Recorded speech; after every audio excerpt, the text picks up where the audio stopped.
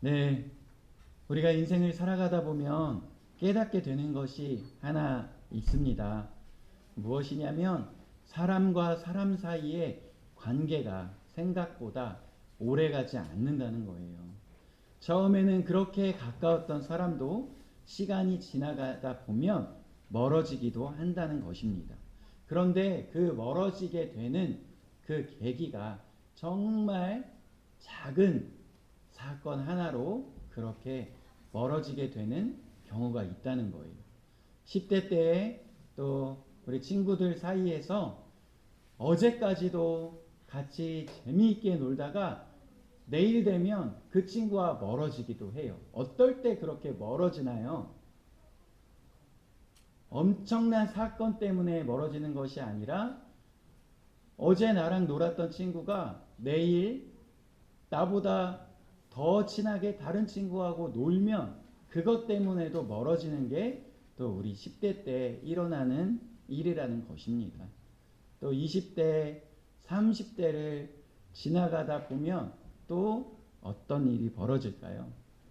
요즘에 보니까 어떤 이야기들이 많이 있냐면 내가 첫 아이를 낳고 돌잔치를 할 때 금을 한 돈을 받았는데 그때 내가 금 한 돈을 받았을 때는 그 한 돈짜리 반지가 30만 원이었는데 지금은 100만 원이 됐는데 내가 그 사람 돌잔치 아이의 반지를 할 때 어떻게 해야 되는가? 한 돈을 받았으니까 나도 한 돈을 해줘야 된다. 아니면 그때 한 돈 받을 때 30여만 원이었으니까 지금 그렇게까지 해줄 수가 없으니 반돈짜리를 해줘야 된다. 또는 한 돈 30만 원 정도였으니까 거기에 맞춰서 30만 원 정도 되는 상품권 또는 현금을 주면 된다. 뭐 이러한 이야기들이 있어요. 왜 그럴까요? 민감하기 때문이에요.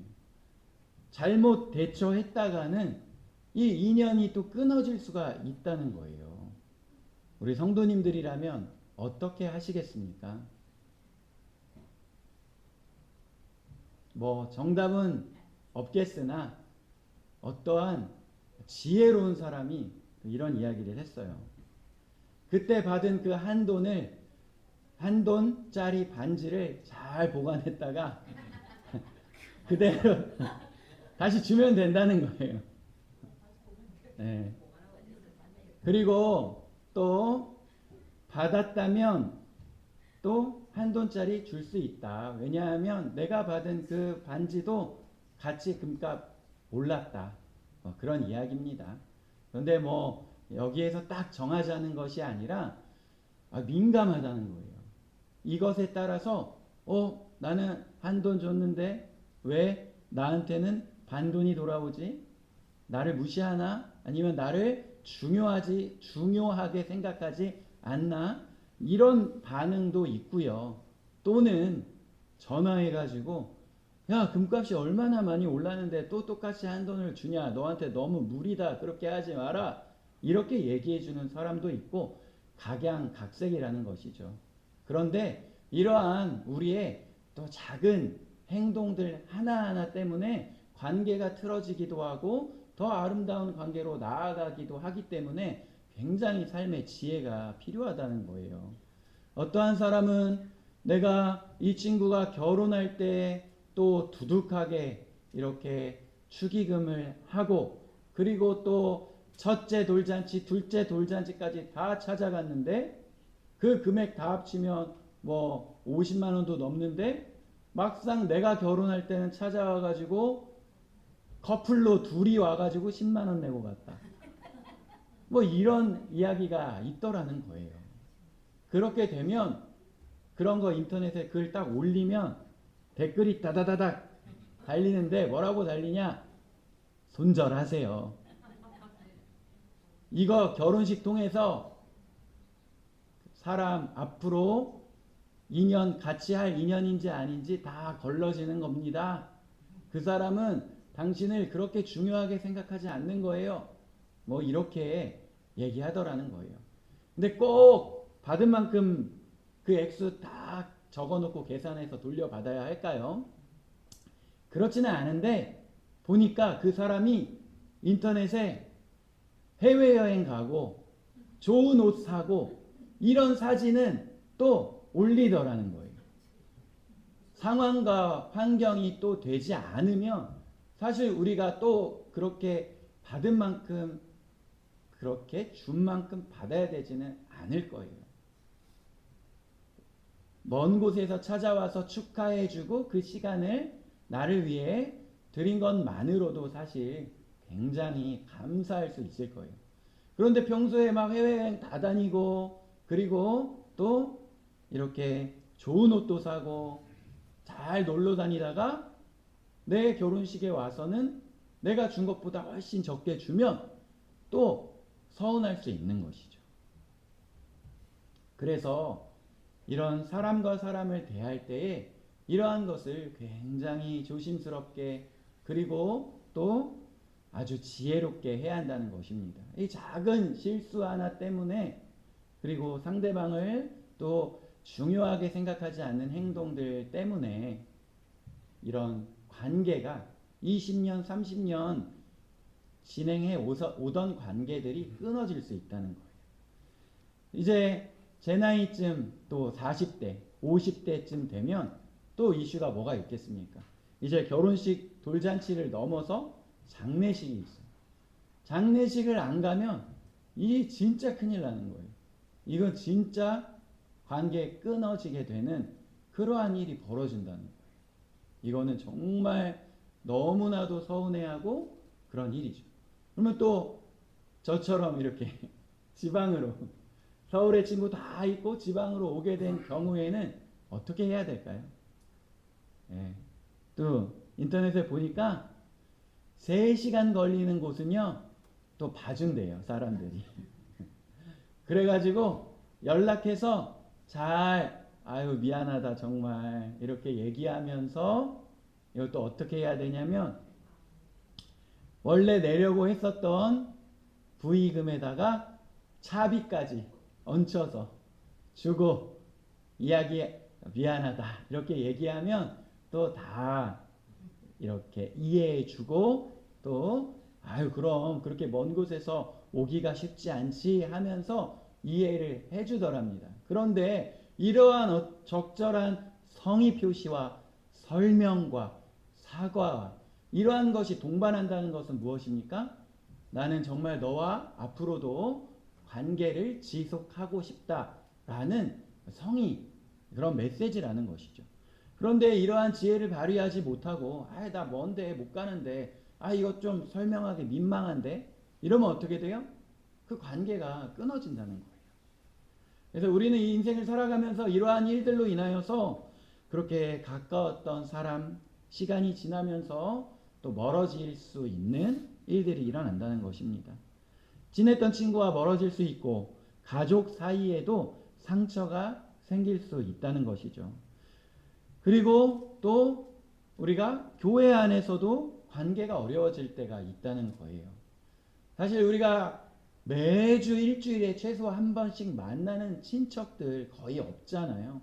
그런데 일주일에 한 번씩 이렇게 함께 모여 일주일에 한 번 이상 함께 모여 청소도 하고 같이 기도하고 예배하고 찬양 드리는 정말 친척 이상 가족 이상 되는 이 공동체 안에도 관계가 어려워지는 일들이 생긴다는 거예요. 왜 그렇겠습니까? 사람의 마음은 아주 연약하기 때문이에요. 사람의 마음은 변하기 때문입니다. 그리고 우리의 상황과 환경도 요동치기 때문이에요. 그래서 우리가 종종 이런 말을 하죠. 사람 믿을 거 못 된다.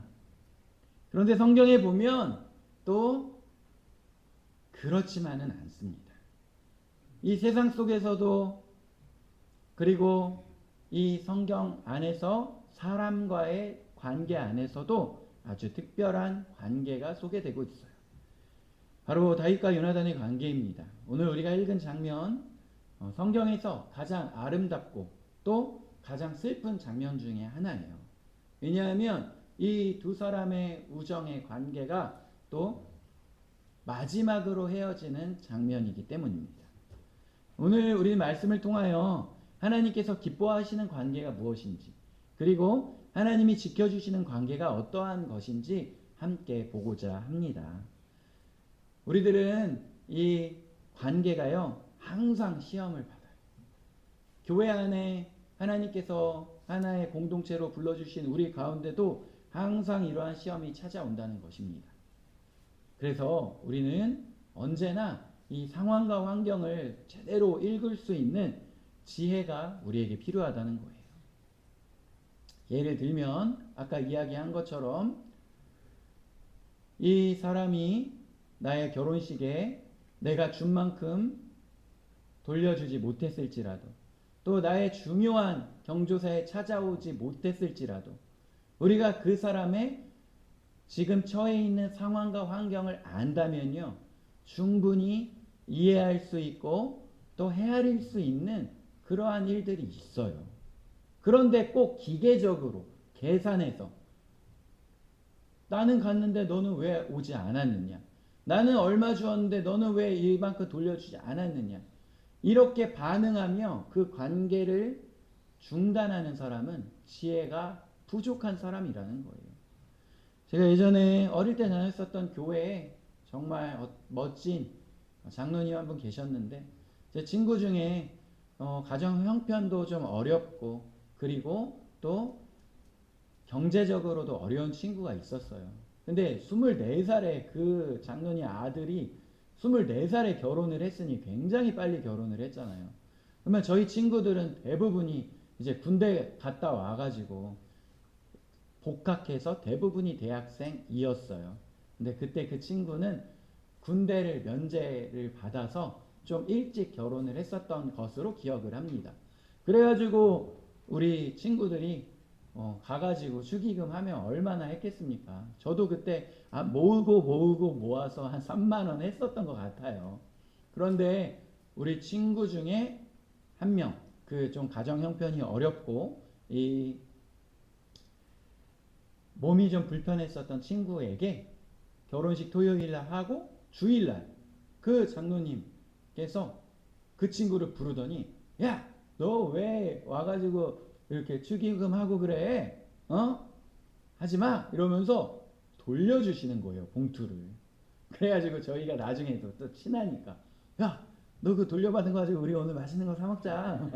이렇게 하면서 그 친구가 좀 민망해 하면서 그럴까? 하면서 봉투에서 돈을 꺼냈는데 10만 원이 들어있는 거예요. 그래서 저희가 깜짝 놀라면서, 야, 너 10만 원 했어? 우리 다 3만 원 했는데? 그랬더니 이 친구가, 아니 나도 3만 원 가져왔는데 집사님이 10만 원으로, 장로님이 10만 원으로 돌려주셨네? 그랬어요. 근데 저희가 또 막 꼬셔서 맛있는 거 사 먹고 이러지는 않았습니다. 네. 이 삶 가운데 지혜가 필요하다는 거예요. 관계 안에 은혜가 필요하다는 것입니다. 다른 상대방의 상황과 환경을 헤아릴 수 있는 지혜와 은혜가 필요하다는 거예요.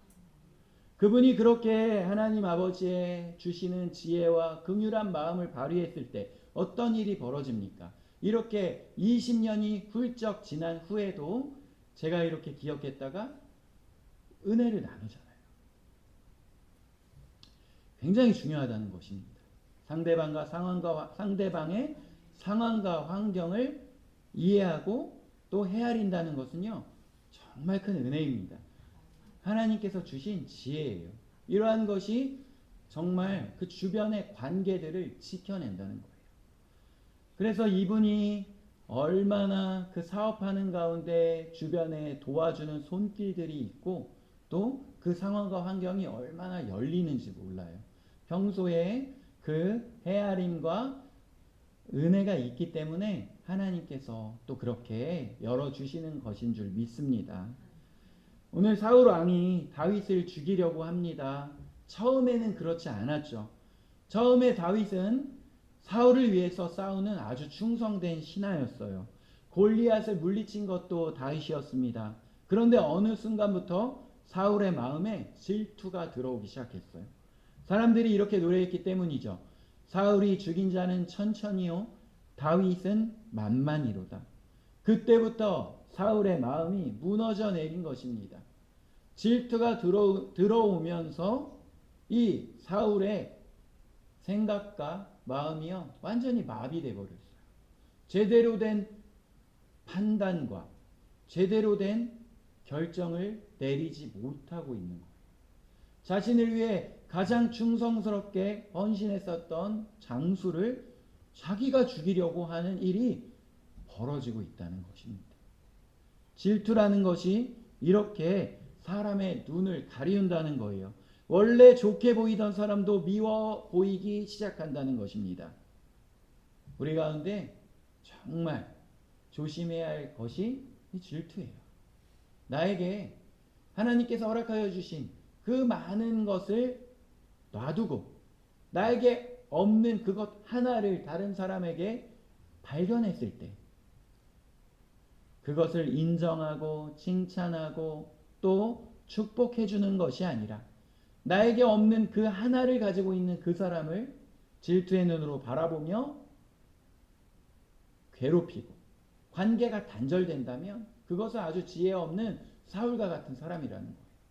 사울은 그때 왕이었고 다윗은 이제 장수가 된 지 얼마 되지 않은 상황이었던 것입니다.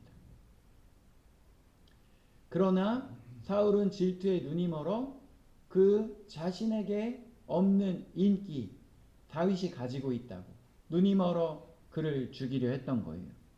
다윗을 죽이려고 창을 던지기도 하였고 끊임없이 다윗을 추격했어요. 그런데 여기에서 문제가 발생하니 그것이 무엇입니까? 바로 요나단의 존재였어요. 요나단이 누구입니까? 요나단은 바로 사울의 아들이었어요. 그의 신분은 왕자라는 것입니다. 그렇다면 이대로 있으면 다음 왕은 누구입니까? 다음 왕은 요나단이에요. 그렇다면 사울 이상으로 다윗의 존재가 부담이 되었던 사람은 요나단이에요. 그대로 있으면 바로 자신이 왕이 되는데 지금 사람들이 다 다윗을 좋아하고 분위기가 다윗이 다음 왕이 될 분위기라는 것입니다. 그렇다면 자신이 설 입지가 없어지는 거예요.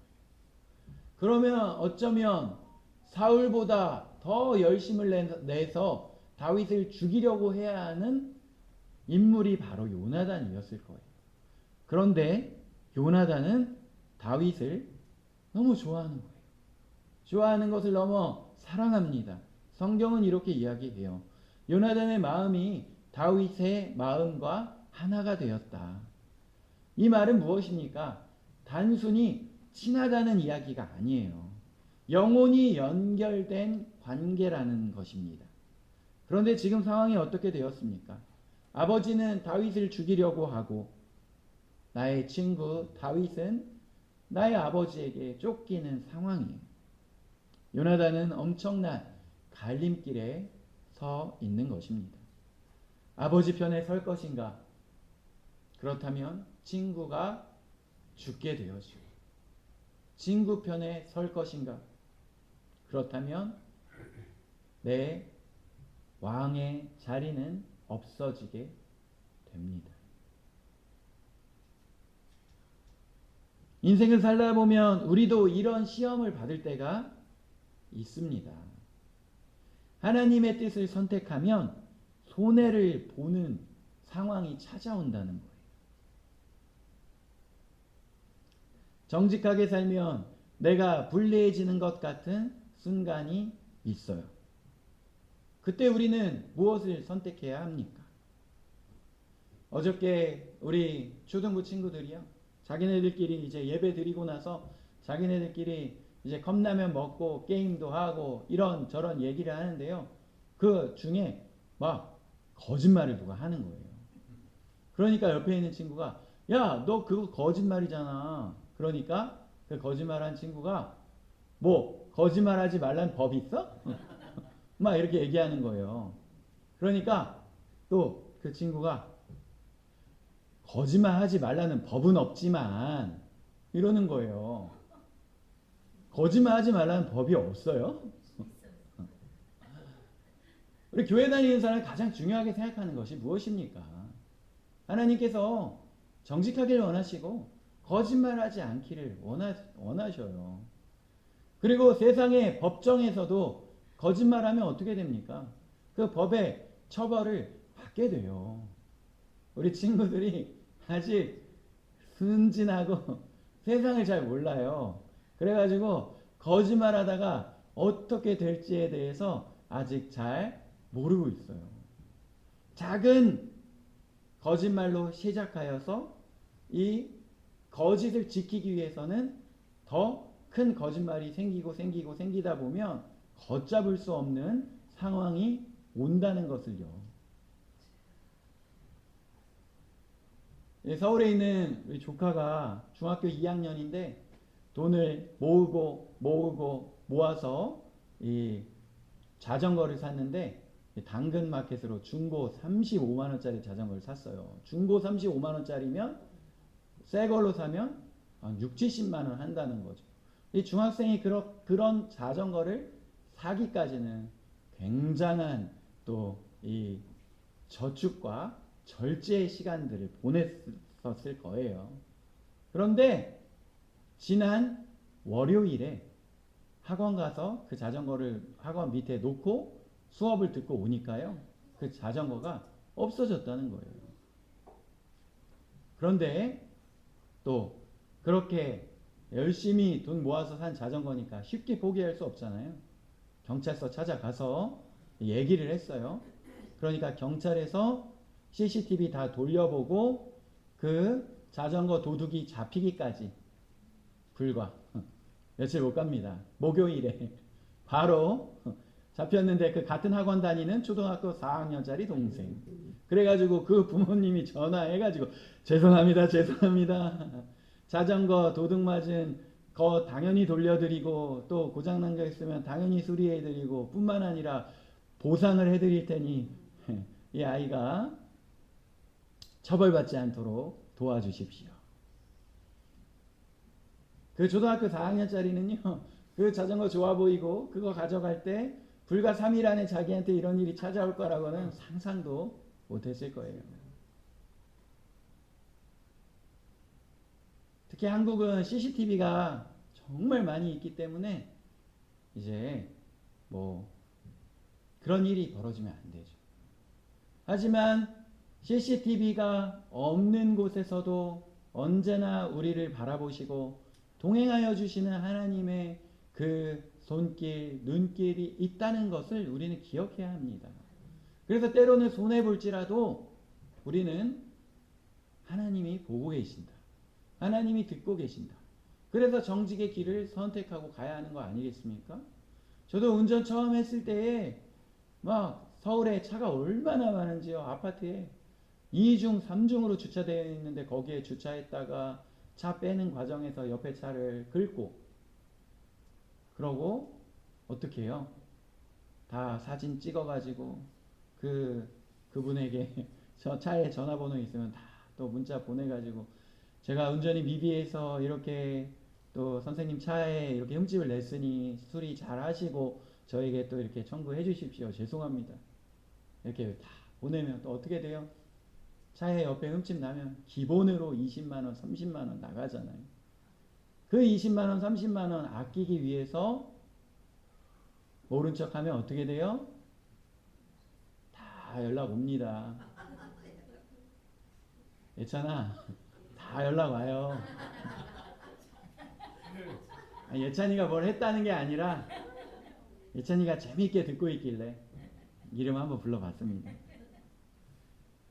내가 손해볼 것 감수하면서라도 우리는 하나님께서 기뻐하시는 그 뜻대로 살아가는 거예요. 이 세상의 사람들은요, 우리가 막 전도하고 우리가 막 무언가 이런 걸 보는 게 아니에요. 결정적일 때 손해를 볼지언정 정말 하나님께서 기뻐하시는 그 선택, 결정을 하느냐, 그것을 본다는 것입니다. 오늘 요나단이 그러한 선택을 한다는 거예요. 자기의 자리, 다음 왕이 될 그 자리를 놓치게 될지언정 하나님께서 기뻐하시는 선택을 요나단은 하게 됩니다. 오늘 이제 화살을 멀리 쏘는데요. 다윗과 밀이 입을 맞췄어요. 그래서 이 화살을 쏘고 활을 주워오는 소년에게 이제 소리치는데, 화살이 너의 앞쪽에 있다, 더 가라 하면 이게 다윗에게 주는 신호예요. 도망가라. 사울 왕이 너를 진짜 죽이려고 마음 먹었다. 야, 화살이 가까이 떨어졌으니 이쪽으로 와라 소년아, 이렇게 얘기하면 사울 왕이 너를 이렇게 죽이려고 하는 마음이 없어졌다. 돌아와라. 이렇게 하기로 다윗하고 밀이 얘기를 했습니다. 그런데 오늘 뭐라고 이제 소리치죠? 요나단은 이때 다윗을 속여서 아버지 편을 들 수도 있었습니다. 하지만 그렇게 하지 않아요. 하나님이 다윗을 왕으로 세우실 것이라는 것을, 그것이 하나님의 뜻이라는 것을 요나단은 알게 되었던 것입니다. 이게 쉬운 일일까요? 절대 쉬운 일이 아니라는 거예요. 이것은 뭐 자동차에 흠집 내가지고 30만 원 물어주는 그 정도 일이 아니라는 거예요. 우리가 정말 뭐 한두 달 또는 몇 년 안에 복구할 수 있는 경제적 손실, 이 정도가 아니라는 거예요. 왕자가 다음 왕이 되지 못하고 왕위가 옮겨지며 그렇게 되면 자기의 생명을 잃을 수도 있는 그러한 상황과 환경이 벌어지는 것입니다. 저는 보지 못했지만 요즘에 인기 엄청 많은 그 왕과 사는 남자라는 영화를 예지가 봤다고 하는데, 예지, 왕이 자기 왕의 자리에 물러나게 되면 어떻게 돼요? 죽어요. 언제든지 그 왕을 중심으로 해서, 왕족을 중심으로 해서 다시 군사의 정변을 일으킬까봐 추격대 보내서 다 죽이는 거예요. 요나단이 왕의 자리 잃게 되면요, 자신의 생명을 보존할 수가 없어요. 그럼에도 불구하고 하나님께서 기뻐하신다고 생각이 들자 그는 다윗의 편을 들기로 했습니다. 명예, 자리, 권력, 자존심 다 내려놓기로 결정한 거예요. 요나단의 그 결정은 정말 위대한 결정이었고 놀라운 희생이라는 것입니다. 하지만 요나단은 그것보다 더 중요한 것을 선택했으니 그것이 무엇입니까? 하나님의 뜻. 하나님의 뜻. 우리가 신앙생활하며 가장 중요한 것이 무엇입니까? 하나님의 뜻입니다. 내 뜻이냐? 하나님의 뜻이냐? 요나단은 자기의 미래보다, 자신의 자존심보다, 자신의 명예보다, 자신의 권력보다, 자신의 인기보다 하나님의 계획을 가장 중요하게 생각했던 거예요. 그래서 요나단과 다윗의 그 관계는요, 끊어지지 않아요. 이제 소년을 보내고 다윗과 요나단이 둘이서 이제 남았어요. 다윗이 숨어있던 곳에서 나와서 이제 둘이 만났습니다. 둘이 서로 절하고 함께 울었다고 이야기하는데요. 성경은 특히 이렇게 이야기합니다. 다윗이 더욱 심히 울더라. 왜 울었겠습니까? 이제 다시는 함께 할 수 없다는 것을 알았어요. 이제 다시는 만날 수가 없구나. 그리고 앞으로 펼쳐지는 다윗의 인생은 무엇입니까? 도망자의 삶입니다. 광야로 도망 다녀야 했고, 적국으로 도망가야 했고, 자신의 생명을 부지하기 위해 미친 척 해야 했고, 동굴에 숨어 살아야 했어요. 친구와 함께 웃고 함께 이야기하던 시간은 이제 끝난 것입니다. 살다 보면 우리의 인생에도 이런 순간이 찾아오지 않습니까? 친했던 사람과 멀어지기도 하고 사랑하는 사람과 이별하기도 합니다. 인생은 만남만 있는 것이 아니라 헤어짐도 있어요. 그런데 마지막에 요나단이 다윗에게 하는 말이 있습니다. 오늘 42절에 평안히 가라. 우리 두 사람이 여호와의 이름으로 맹세한 것은 여호와께서 영원히 너와 나 사이에 계시느니라. 요나단은 이렇게 말하지 않았어요. 야, 우린 이제 끝이다. 우린 이제 남이다. 그렇게 얘기하지 않았다는 거예요. 뭐라고 말합니까? 여호와께서 우리 사이에 계신다. 이게 믿음의 관계라는 거예요. 사람이 붙잡는 관계는 언젠가 끊어집니다. 내가 받은 만큼 돌려주지 못하면, 내가 그 사람에게 이익이 되지 못하면 계산하고 끊어지기 마련이라는 거예요. 하지만 하나님께서 붙잡고 계신 관계는요, 끊어지지 않는다는 것입니다. 하나님이 계신 관계는 끝까지 남습니다.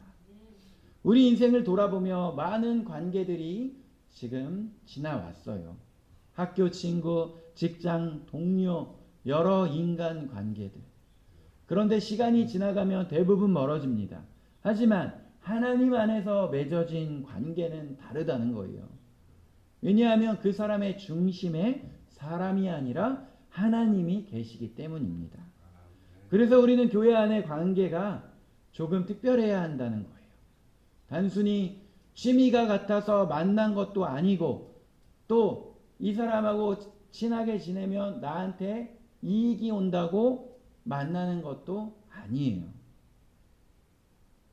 하나님 때문에 만난 사람들이라는 거예요. 그래서 우리는 교회 안에서의 관계는요, 세상과 달라야 합니다. 어떻게 달라야 될까요? 조금 더 오래 참고, 조금 더 이해하고, 조금 더 용서해야 합니다. 왜냐하면 우리 사이에 하나님이 계시기 때문이에요.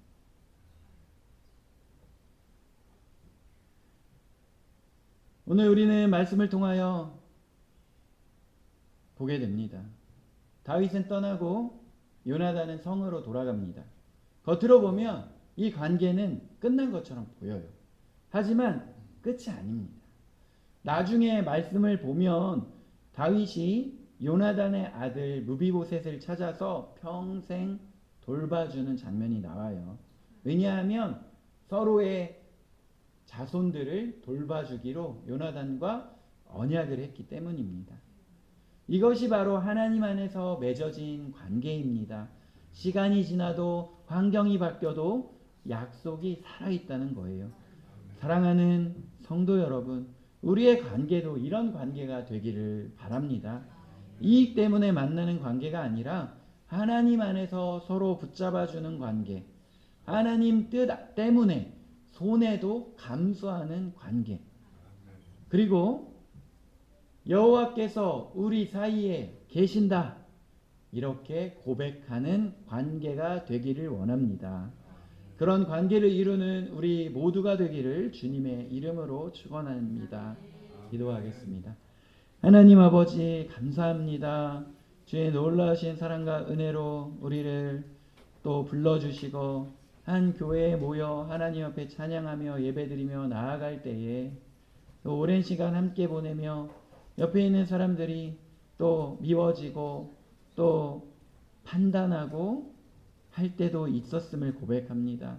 하지만 요나단과 다윗의 관계를 보며 다시 한번 주께서 우리에게 주신 선물 같은 관계라는 것을 고백하며 서로를 위하여 기도하고 서로를 위하여 손해도 감수하는 관계로 아름답게 만들어지도록 주여 인도하여 주시고 붙들어 주시옵소서. 감사합니다. 예수 그리스도의 이름으로 기도 올려드립니다. 아멘.